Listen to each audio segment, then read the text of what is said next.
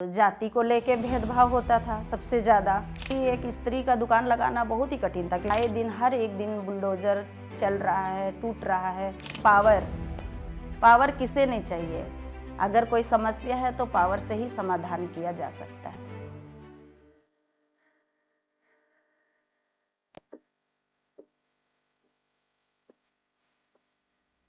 झारखंडी जोहार।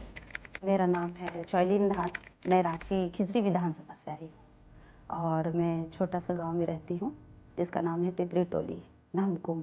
मैं एक आदिवासी कम्युनिटी से आती हूँ, जैसे उरांव। मैं उरांव हूँ और लेकिन मेरा रिलीजन क्रिश्चियन है।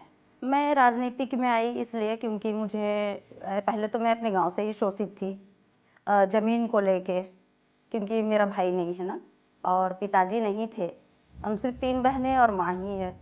तो आस पड़ोस के लोग भी ज़मीन को हथियाने के लिए, जैसे हमारे झारखंड में ना डाइन प्रथा सबसे ज़्यादा है। अगर आज एकल स्त्री है और उसके हस्बैंड मर गए तो उनको या तो डाइन घोषित कर दिया जाता है और ज़मीन को हथिया लिया जाता है। तो वहाँ पर हम बहुत शोषित हुए मैम। और उसके बाद में मैं देखी कि हमारे लिए नौकरी नहीं था, क्योंकि फाइनेंशियल स्ट्रॉन्ग नहीं होने के कारण और घर में पेरेंट्स नहीं होने के कारण हम वो सोचे कि चलो इस रोज़गार करते हैं। तब मैं वेंडर में आई, फुटपाथ दुकानदार के लिए। और जब वहाँ दुकान लगाई तो वहाँ भी आए दिन परेशानियों का ही सामना करना पड़ता था। या तो जाति को लेके भेदभाव होता था सबसे ज़्यादा, कि कोई समझता ही नहीं था कि ये क्रिश्चियन है और ये एक आदिवासी है, कि ये सड़क में दुकान लगा सकती है। ये उनको पता ही नहीं था। वो सोचते थे ना कि पता नहीं, हो सकता कोई मुस्लिम कम्युनिटी से आई होगी, क्योंकि बिजनेस वो ऐसे करते हैं, ऐसा टाइप का उनको ऐसा मानना था, या कोई हिंदू होगी। पर उनको ये नहीं समझता कि एक क्रिश्चियन भी और एक आदिवासी भी ऐसे दुकान रोड में सड़क में लगा सकती है। जाति को लेके कहते, जब मैं दुकान लगाती थी लवाडी में, पहले बाज़ार में लगाती थी। बाज़ार में नामकुम बाज़ार है हमारा, और वहाँ से फिर मैं लवाडी चली गई शामलोंग में। तो शाम को वहाँ मार्केट दिन भर लगती है, लेकिन शाम को सब्ज़ी मार्केट लगती थी और मैं वहाँ पर दुकान लगाने के लिए गई। तो देखी कि एक स्त्री का दुकान लगाना बहुत ही कठिन था, क्योंकि वहाँ ऑटो स्टैंड था। और वहाँ पर जैसे कि जब मैं नीचे बिछा के, पहले तो नीचे बिछाती थी, खटिया नहीं लगाती थी। बाद में मैं एक खटिया ली और उसको वहाँ पर लगाने लगी। तो धीरे धीरे लोग पहचानने लगे। पहले तो दूसरे लोग ही, मतलब यहाँ पर ऑटो लगती है, या तो आप यहाँ पर मत लगाइए, यहाँ पर हम लगाएंगे और हम बहुत साल से लगा रहे हैं, ऐसे करके भगाया जाता था। फिर पुलिसों का टॉर्चर होता था कि हटो हटो हटो, यहाँ पर नहीं लगाना है, एकदम मतलब उठा देना, फेंक देना। अभी कल परसों की ही बात है, 1 महीना हो रहा है, 3 बारी मेरी दुकान टूट गई। जो मैंने बांस बल्ली या फिर ऊपर में तिरपाल हम लगा नहीं सकते हैं, लेकिन जैसे गर्मी आ रही है, बरसात आ रही है, तो मुझे तो चाहिए ना वो तिरपाल लगाने के लिए। तो वो मेरी 3 बारी टूट गई। करीब करीब अभी फ़िलहाल 1.5 साल से हम बहुत परेशान हैं। हमारे रांची के फुटपाथ दुकानदार बहुत परेशान हैं। आए दिन हर एक दिन बुलडोज़र चल रहा है, टूट रहा है। और इतनी महिलाएं हैं आज के डेट में रोज़गार के लिए, कि जब से कोविड हो गया, कोविड-19 के बाद लोग थोड़ी-थोड़ी चीज़ भी लेके रोड में आ जाते हैं। और जो पुराने दुकानदार हैं उनका तो वो ठेला को ही पूरा चेप्टा कर दे रहे हैं, कूच दे रहे हैं बुलडोज़र से। तो जिस 20,000 में अगर वो ठेला लिया है या गुमटी लिया है ठेलने के लिए, वो तो चूर कर दे रहा बिल्कुल उसको। तो एक गरीब आदमी कहाँ जाएगा?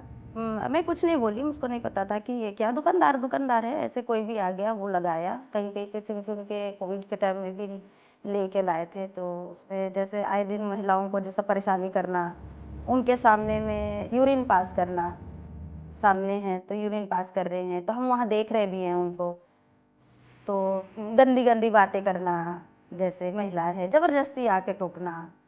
तो उस जगह में बात हो गया कि पुलिस आया और पुलिस बोला कि ये कपड़ा कौन टांग रहा है यहाँ पर? तो उनका कहना था कि शायद मैं हमेशा विरोध करती थी कि आप लोग यहाँ पर सटिए, इतना अड्डाबाजी मत कीजिए। तो उनका कहना था कि मैं बुलाई, जबकि मैं नहीं बुलाई। जब बोली कि क्या बात है मैडम, आप दुश्मनी ले रही हो क्या? तो मैं बोली कि दुश्मनी?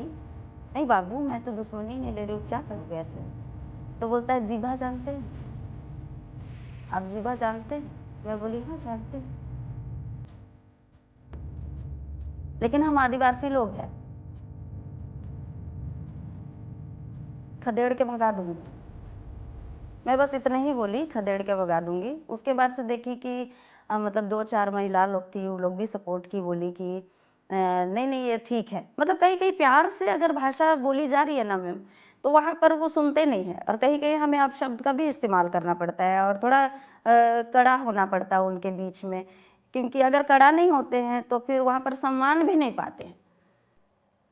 कि ये बहुत डेंजर है, ये मतलब कि पता नहीं डंडा लेके पीटना भी शुरू कर देगी, ऐसा करके। तो उस जगह लगा कि नहीं, और जैसे किसी का सब्जी फेंक दिया या किसी के पास पूंजी नहीं हो रहा है, तो वो मैं मदद की, तो लोग अपने आप ही आने लगे मेरे पास कि जॉयलीन दीदी ये काम है, थोड़ा-सा चलिए ना, जॉयलीन दीदी आज मेरा ये कर दीजिए ना। तो खुद ही मुझे बना दिए लीडर। मैं अपने से नहीं सोची कि मुझे लीडर बनना चाहिए। लेकिन वहाँ फुटपाथ दुकानदार के बाद यहाँ शक्ति अभियान में आने के बाद तब मुझे लगता है कि सच में मुझे पॉलिटिक्स जॉइन करनी चाहिए और इसलिए मैं पॉलिटिक्स जॉइन की। पावर पावर किसे नहीं चाहिए। अगर कोई समस्या है तो पावर से ही समाधान किया जा सकता है। जैसे ज़मीनी स्तर पे जब हम काम करने के लिए गए, देखे तो वहाँ की महिलाएं जागरूक तो है, पर मुँह नहीं खोल पाते हैं। अपने आप को जैसे कि ये कर पाते ना, जैसे बोल नहीं पाना, बोलते भी है तो उनकी आवाज़ को कोई सुनता नहीं है। ऐसे मैं देखी जहाँ गई वहाँ पर मैंने ये चीज़ को फेस किया। शहर की बात तो फिर भी ठीक है, पर गाँव की अभी भी बहुत परेशानी है। तो ऐसे मैंने देखा कि बड़े-बड़े लोग तो खैर वो तो पितृसत्ता से आए हैं और पहले से पॉलिटिकल्स बैकग्राउंड था उनका करने का। हमारा खुद भी हमारा 53 ये है बूथ है, वार्ड है, 53 बूथ। तो उसमें 47 वार्ड से मैं आती, खिजरी विधानसभा से, और वहाँ पर भी आदिवासी वार्ड पार्षद हैं। पहले उसका हस्बैंड था, अभी महिला। 2 साल से तो पार्षद ही खत्म हुआ, तो वहाँ पर मैं देखी महिला भी पॉलिटिक्स में आती है और करती है काम। नहीं, मुझे नहीं लगता उनके पास पावर है, क्योंकि मैं खुद एक शोषित हूँ ना। और 47 नंबर वार्ड में जब भी मैं पार्षद के पास गई, तो मुझे मेरा पार्षद से मुलाकात नहीं हुआ, और हुआ भी तो वो बोलते हैं कि मैं कर दूंगी, पर वो करते नहीं हैं। और जो पूर्व पार्षद उनके पति थे, उनके पास जाती हूँ तो वो भी मतलब मैं कर दूंगा, पर आज तक मुझको ऐसा रिजल्ट नहीं मिला कि वो कुछ हमारे लिए काम करते भी हैं। महिला दबी रहती है, इतना पढ़ी लिखी भी है, संपन्न भी है, फाइनेंशियल स्ट्रांग भी है, पर वो परिवार से कहीं ना कहीं शून्य है, वो दबी रहती है। या तो उनके हस्बैंड कहते हैं कि ये नहीं करना है, या परिवार से दबाव बनता है उनको कि ये नहीं करना है, पॉलिटिक्स अच्छी चीज़ नहीं है और जाने से वो अच्छा बात नहीं है, मत करो, ऐसे करके मतलब उनका ऐसा सोच है। अभी जैसे मैं यहाँ पर आई सेशन की, सेशन करने के बाद में मुझे ऐसा है कि बहुत कुछ सीखने के लिए मिला। तो मैं सबसे पहले अब 2 जगह का नाम दी हूँ, रांची और चाईबासा का। तो चाईबासा वहाँ से 140 किलोमीटर है रांची से। तो पहले तो मैं रांची के जो क्षेत्र है पहले उनको संगठित करूँगी और वही बूथ क्लब का बूथ कैंप करूँगी और क्लब बनाऊँगी। पहले तो उनको समझाऊँगी शक्ति अभियान के बारे में और उनको जोड़ूँगी। ज़मीनी स्तर पे पहले करूँगी, उसके बाद देखती हूँ आगे। शक्ति अभियान से मुझे पहचान मिला। पहले मेरी पहचान नहीं थी कि मैं जॉयलीन धान हूँ और एक स्ट्रीट वेंडर हूँ। लेकिन वो तो वहाँ पर सिर्फ लुआडी जगह में। आज सोशल मीडिया से जुड़ के मैं मुझको बहुत कोई पहचानने भी लगे कि अरे वो तो वहाँ की रांची की है। यहाँ आई तो बहुत सारे स्टेट से लोग आए थे, हिमाचल प्रदेश से आए थे, भोपाल से आए थे, झारखंड से, उड़ीसा से, बहुत महाराष्ट्र से, आसाम से। तो ऐसे बहुत जगह लोग से आए, मैं मिली वहाँ पे। उस दिन मैं तो कुछ भी नहीं हूँ, अभी तो शुरुआत ही है। देखती हूँ इनसे सीखने का भी मौका मिला और मुझे लगता है शक्ति अभियान मेरी मदद करेगी आगे बढ़ने के लिए। सबके पास अपना एक विवेक है और अच्छे और बुरे का ज्ञान भी है। अगर आप विवेक से काम लेते हैं तो आप परख लेते हैं कौन सही है और कौन गलत है और किसको उनको चुनना चाहिए।